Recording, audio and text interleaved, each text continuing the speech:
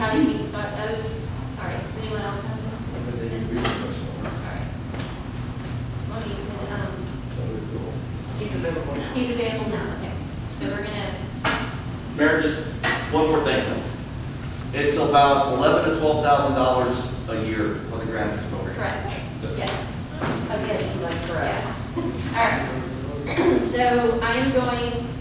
That was that. Okay. Nobody else has anything on that. All right. Thank you, Mr. Pittman. Thank you, Monique, for that information, and thank you. I'm going to call you Mr. Felix. That's fine.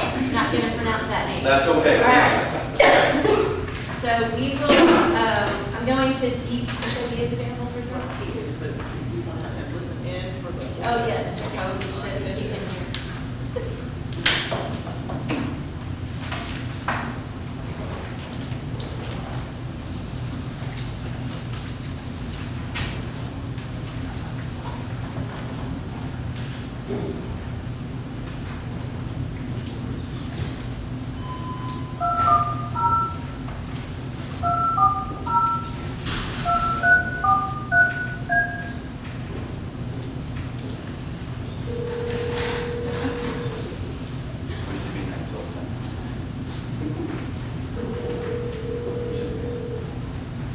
We're not paying for that one. My word, it's Monique. We are in the open session. We're about to take that item, so I want to make sure you can listen. Can you hear us okay? Okay, All right. that's fine. Very good. All right, so I will open item 8G, update and discussion on 2924 Ackerman Road. There will be a possible executive session pursuant to Texas Government Code Section 551.071, consultation with attorney. However, we're not going there yet. Mr. Jetter, would you like to? Louis, I can't hear a thing. All right, are you there? Yeah. Okay, it's because you were on mute, sorry. All right, I did open that item, and I just asked Mr. Jetter, because he signed up for this agenda item, I asked him if he would like to speak now. And I believe he's going to speak now. How you doing, Mayor, Council, City Administration? Appreciate y'all being here tonight and taking this on for the agenda.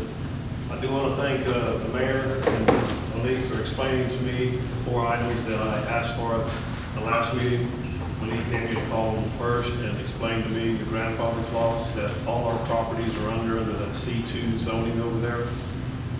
Did talk to some other engineers and they said, yep, it's grandfather, that is grandfather. So, I'm beating a dead horse about the grandfather of the property size. We can do anything we want in that neighborhood because it's C2 and get away with it, okay?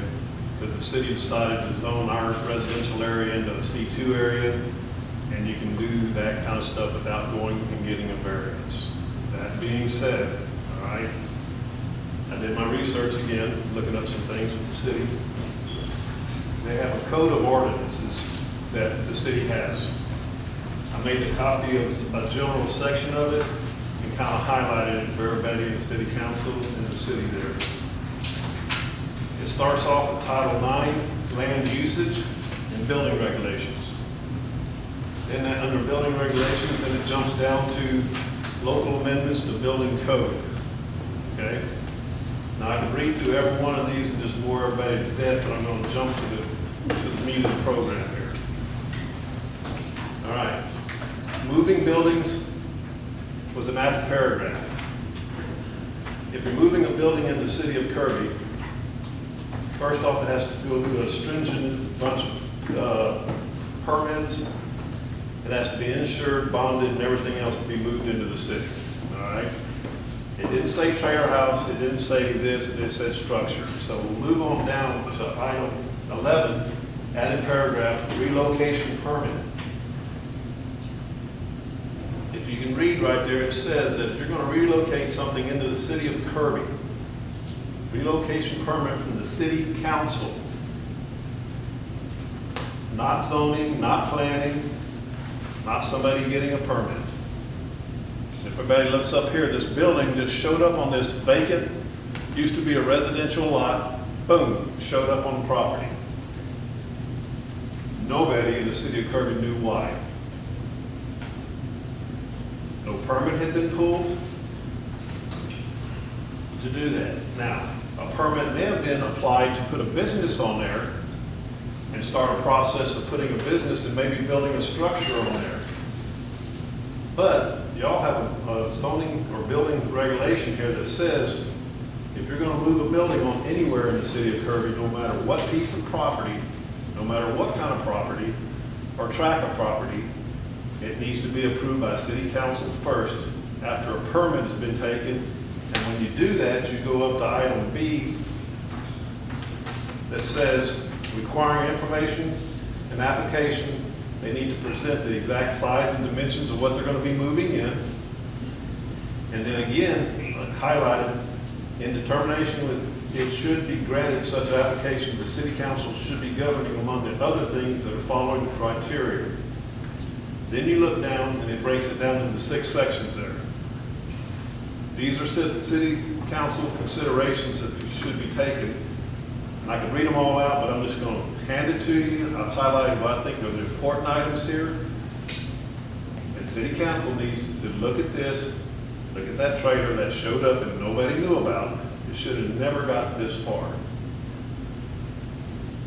If you look at the rules of building regulations, that starts out on land usage, okay? That being said, I don't think there's any grandfather clause for this. I think this all came into effect somewhere in 2019. Some of this stuff was revised when I was kind of looking at when it got revised and got put in. So this happened well probably before this property was bought, you know.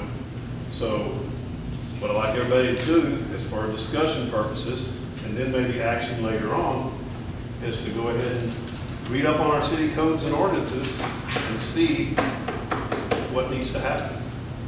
Because I was told in the one meeting that that trailer can be stored on a piece of commercial property. That trailer can be stored on a piece of commercial property and nobody can say anything about it because it is zoned commercial.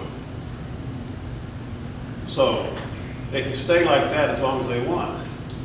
So when they got told that, all of a sudden it got skirting put on it, the tongue went away from the trailer house, and somebody started working on it. Still no permits. They've applied to put a business on there, but they haven't applied to start working on that trailer house or that structure. And that structure was not approved by anybody on city council to be done. I've polled enough people. I do know that you're supposed to contact people within 200 feet of the residence or this property.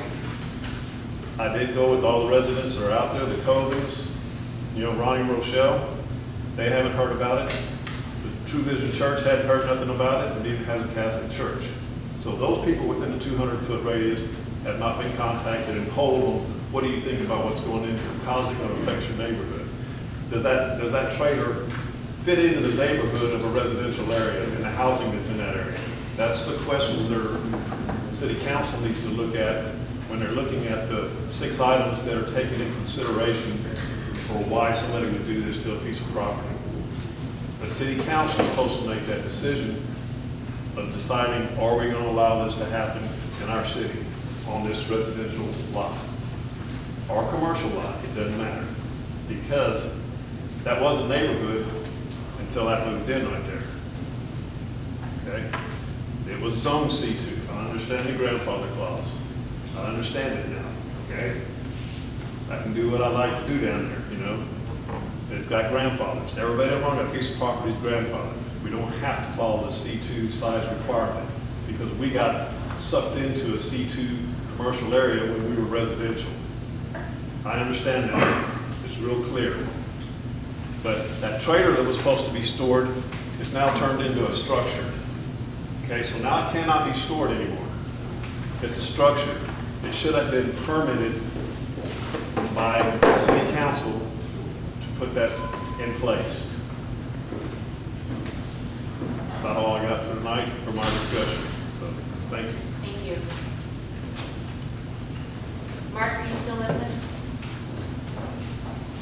I'm here, Mayor. Okay. So it's just awfully quiet, I just want to make sure. I had myself on mute, so I wouldn't disturb anyone. Okay, just making sure. Ms. Pena or Mr. Felix, you want to talk? Yes. Can you actually say your last name? Sure. Okay. say my last name. Good evening, council. Thanks again for allowing me to address you this evening. So my name is Felix Arambula III, but for the Spanish speakers at home, it's Felix Arambula III. And so we're here today, myself and my client, the Peñas, to address what I believe is, I think, the 6th or 7th time that the Peñas have actually, and their property has been made an agenda item. And with each meeting that I've listened to, it's always something else. And I think Councilmember Grant had said something earlier that I think is applicable with this situation, unfortunately, which was not in my neighborhood. So as I come here to this evening, regrettably, there seems to be another reason or alleged reason why the Peñas aren't allowed to have what they want to have, which is their business, and contribute to the city.